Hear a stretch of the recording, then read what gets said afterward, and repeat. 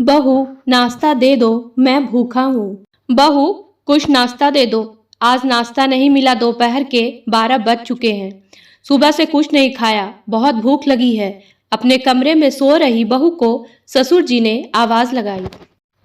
अंदर से कर्कश आवाज, जब देखो परेशान करते रहते हैं, समझ नहीं आता मेरी तबीयत खराब है। मुझे कुछ ना कहिए, जाइए किसी और से कहिए। बहू ने जोर से पटक कर कमरे का दरवाजा बंद कर लिया, बिना देखे कि उस बुजुर्ग ने सुबह से कुछ नहीं खाया।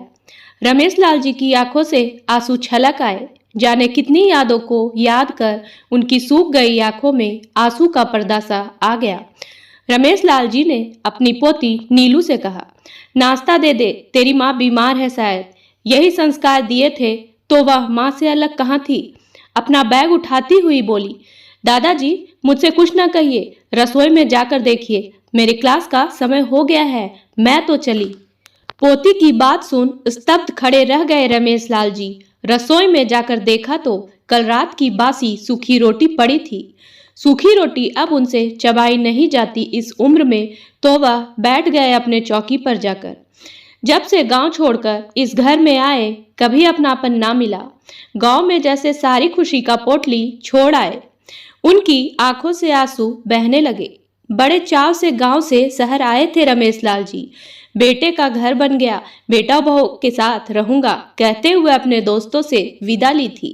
लेकिन यह दिन देखना होगा, यह कभी नहीं सोचा था। अपने आप को संयत कर उठे और लड़खड़ाते कदमों से घर से बाहर निकल गए। मोहल्ले के दूसरी गली में रहती थी उनकी बेटी अंजलि। जेठ की तेज चिलचिलाती धूप में तेज कदमों से चलते हुए पहुंचे बेटी के दरवाजे पर। लेकिन दुख का ऐसा भाव आ रहा था कि जी हो रहा था कि दरवाजा खोलने से पहले ही वापस लौट जाए। कैसे बेटी से रोटी मांगूंगा, कैसे कहूंगा कि मैं भूखा हूँ। आंखों के कोर गीले हो चले। सोचते सोचते दरवाजा खटखटाया। बेटी ने दरवाजा खोला। पिता को देख हैरान थी।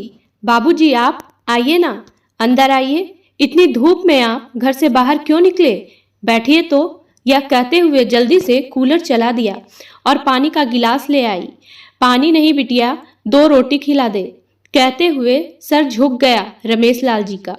आंखों में आंसू आ गए। अंजलि भागकर रसोई में गई। 2 रोटी, दाल, सब्जी थाली में डालकर भागकर लेकर आई। उस पल में कुछ सोचने समझने की ताकत जैसे खो दी थी अंजलि ने। पिता के सामने थाली रख दी और बैठ गई वहीं पर। बस कुछ मिनटों में ही दोनों रोटी साफ हो गई। खाकर तृप्त हुए तो बेटी ने डरते डरते पूछा, बाबूजी क्या हुआ? भाभी घर में नहीं थी क्या? आप ऐसे? पिता ने बेटी की आंखों में झांका, फिर कह दी अपने मन की व्यथा, जिसे सुनकर अंजलि सन्न रह गई। आंखों से आंसू बह रहे थे। यह वही पिता है जिनके उगाए अनाज और सब्जी से बड़े संयुक्त परिवार का पेट भरता। बाकी पड़े अनाज और सब्जियों से गांव के गरीबों का पेट भरता था। आज वही पिता 2 रोटी के लिए तपती दोपहर में पैदल चलकर आए और हद तब हुई जब देखा कि पिता बिना चप्पलों के नंगे पांव आए थे। उस दुख विषाद में अपने जलते पैर का भी ध्यान ना रहा। अभी पिता के साथ बैठी थी कि रवि आए। सारी बात सुन रवि ने रमेश लाल जी से वादा किया, बाबूजी क्या मैं आपका बेटा नहीं हूँ? आज के बाद कल से रोज सुबह नाश्ते के समय आप यहाँ आएंगे। बेटी के घर का नहीं खा सकते, लेकिन बेटे के घर का तो खा सकते हैं। रमेश लाल जी के आंखों से आंसू बह चले। रवि ने उनका हाथ थाम लिया। बाबूजी, आप किसी बात का दुख ना करें। बेटी है ये आपकी, और सब कहते हैं ना बेटियां बड़ी होकर माँ बन जाती हैं। तो चलिए देखते हैं कि आपकी बेटी मातृत्व के दायित्व का निर्वाह कर पाती है या नहीं। कहते हुए रवि हंसने लगे और उनकी हंसी सुन रमेश लाल जी भी मुस्कुरा उठे। रवि के सिर पर हाथ रख चले गए। दूसरे दिन बाबूजी आए। ठीक नाश्ते के समय अंजलि खुश हो गई। बाबूजी का हाथ थाम डाइनिंग टेबल पर बिठाया तो देखा बाबूजी ने सफेद गमछे में छोटी सी गठरी पकड़ी थी। बाबूजी, ये क्या लाए हैं? लाओ मैं इसे रख देती हूँ, पहले आप नाश्ता कर लीजिए। रमेश लाल जी ने गठरी खोल दी। उसमें ढेर सारे फूल थे। ले बिटिया, रख दे पूजा की टोकरी में। दामाद जी के लिए फूल चाहिए होते हैं ना पूजा के लिए।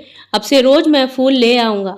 अंजलि ने फूल ले लिया और आज उसके पिता कमजोर नहीं लगे, अलबत्ता और मजबूत लगे, ठीक वैसे ही जैसे पहले वह सबका पोषण करते थे। आज ईश्वर के लिए फूल लेकर आए, इससे बड़ी बात और क्या हो सकती थी। उन्होंने तो एक पिता के भाव को भी सहेजा था कि बेटी के घर खाली हाथ नहीं जाना। उनके लाए फूलों से आज ईश्वर की पूजा करके रवि बहुत खुश हो गए। ऐसी दिव्य अनुभूति उन्हें कभी नहीं हुई थी। बस फिर क्या था, अब रोज बाबूजी ठीक नाश्ते के समय फूल लेकर हाजिर हो जाते और अन्नपूर्णा जैसी बेटी उन्हें भर पेट नाश्ता कराती।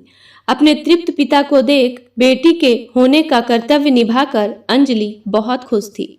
उम्मीद है दोस्तों कहानी पसंद आई होगी, तो मेरे वीडियो को लाइक करें और मेरे चैनल को सब्सक्राइब करना ना भूलें। धन्यवाद।